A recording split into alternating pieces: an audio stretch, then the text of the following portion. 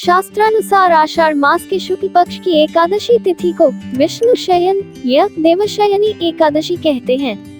इस वर्ष देवशयनी एकादशी 20 जुलाई 2021 को है।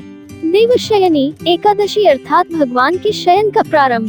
देवशयन के साथ ही चातुर्मास भी प्रारंभ हो जाता है। देवशयन के साथ ही विवाह, गृहारंभ, गृह प्रवेश, मुंडन जैसे मांगलिक प्रसंगों पर विराम लग जाता है। हमारे सनातन धर्म की खूबसूरती यही है कि हमने देश काल परिस्थितिगत व्यवस्थाओं को भी धर्म व ईश्वर से जोड़ दिया। धर्म एक व्यवस्था है और इस व्यवस्था को सुव्यवस्थित रूप से प्रवाहमान रखने हेतु यह आवश्यक था कि इसके नियमों का पालन किया जाए। किसी भी नियम को समाज केवल दो कारणों से मानता है। पहला कारण है लोभ और दूसरा कारण है भय। इसके अतिरिक्त एक तीसरा व सर्वश्रेष्ठ कारण भी है, वह है प्रेम। किंतु उस आधार को महत्व देने वाले विरले ही होते हैं। यदि हम वर्तमान समाज के ईश्वर को लोभ व भय का संयुक्त रूप कहें तो अतिशयोक्ति नहीं होगी। क्या देव भी सोते हैं? हिंदू धर्म के देवशयन उत्सव के पीछे आध्यात्मिक कारणों से अधिक देशकाल परिस्थितिगत कारण हैं। इन दिनों वर्षा ऋतु प्रारंभ हो चुकी होती है। सामान्य जन जीवन वर्षा के कारण थोड़ा अस्त व्यस्त व गृह केंद्रित हो जाता है। यदि आध्यात्मिक परिप्रेक्ष्य में देखें तो देवशयन कभी होता ही नहीं। जिसे निद्रा छू ना सके और जो व्यक्ति को निद्रा से जगा दे वही तो ईश्वर है। विचार कीजिए, परमात्मा यदि सो जाए तो इस सृष्टि का संचालन कैसे होगा?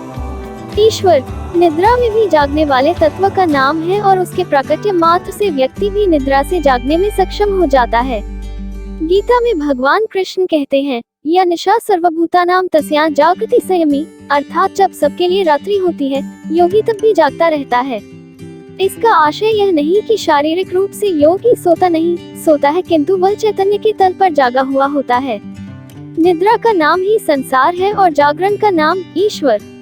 आप स्वयं विचार कीजिए कि वह परम जागृत तत्व कैसे सो सकता है। देवशयन, देव जागरण, ये सब व्यवस्थागत बातें हैं। वर्तमान पीढ़ी को यदि धर्म से जोड़ना है तो उन्हें इन परंपराओं के छिपे उद्देश्यों को समझाना आवश्यक है। हम देवशयन को अपनी कामनाओं व वासनाओं के संयम के संदर्भ में देखते हैं। हमारे शास्त्रों में भी देवशयन की अवधि में कुछ वस्तुओं के निषेध एवं वर्जनाओं के पालन का निर्देश है, जिससे साधक देवशयन की अवधि में संयमित जीवन यापन कर सके। देवशयन हमें त्याग के मार्ग पर अग्रसर करने में सहायक होता है। आइए शास्त्रानुसार जाने कि देवशयन की अवधि में साधक के लिए कौन से नियम व अनुशासन का पालन करना श्रेयस्कर है। हिंदू धर्म के देवशयन उत्सव के पीछे आध्यात्मिक कारणों से अधिक देशकाल परिस्थितिगत कारण हैं। इन दिनों वर्षा ऋतु प्रारंभ हो चुकी होती है। सामान्य जन जीवन वर्षा के कारण थोड़ा अस्त व्यस्त व गृह केंद्रित हो जाता है। यदि आध्यात्मिक परिप्रेक्ष्य में देखें तो देवशयन कभी होता ही नहीं। जिसे निद्रा छू ना सके और जो व्यक्ति को निद्रा से जगा दे वही तो ईश्वर है। विचार कीजिए, परमात्मा यदि सो जाए तो इस सृष्टि का संचालन कैसे होगा? ईश्वर निद्रा में भी जागने वाले तत्व का नाम है और उसके प्राकट्य मात्र से व्यक्ति भी निद्रा से जागने में सक्षम हो जाता है। गीता में भगवान कृष्ण कहते हैं, या निशा सर्वभूतानां तस्यां जागृति संयमी, अर्थात जब सबके लिए रात्रि होती है योगी तब भी जागता रहता है। इसका आशय यह नहीं कि शारीरिक रूप से योगी सोता है, किंतु वह चैतन्य के तल पर जागा हुआ होता है।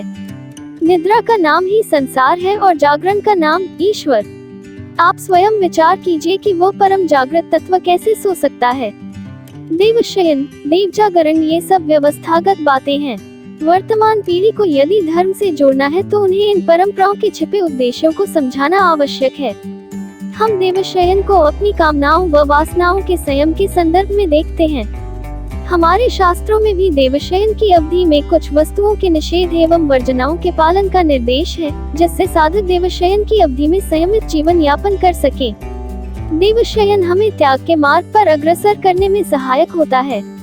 आइए शास्त्रानुसार जाने कि देवशयन की अवधि में साधक के लिए कौन से नियम व अनुशासन का पालन करना श्रेयस्कर है।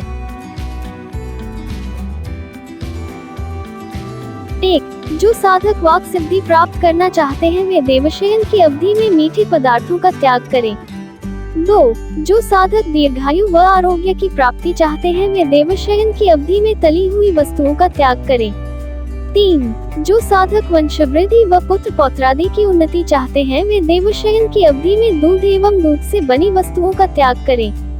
4. जो साधक अश्वमेध यज्ञ का फल प्राप्त करना चाहते हैं वे देवशयन की अवधि में धातु के पात्र का त्याग कर पत्तों पातल पर भोजन करें। 5. जो साधक अपने समस्त ज्ञात अज्ञात पापों का क्षय करना चाहते हैं वे देवशयन की अवधि में अयाचित अथवा एकभुक्त भोजन करें। तारांकन अयाचित से आशय उस भोजन से है जो याचना रहित अर्थात बिना मांगे प्राप्त हो। तारांकन एकभुक्त से आशय केवल एक बार भोजन करने से है।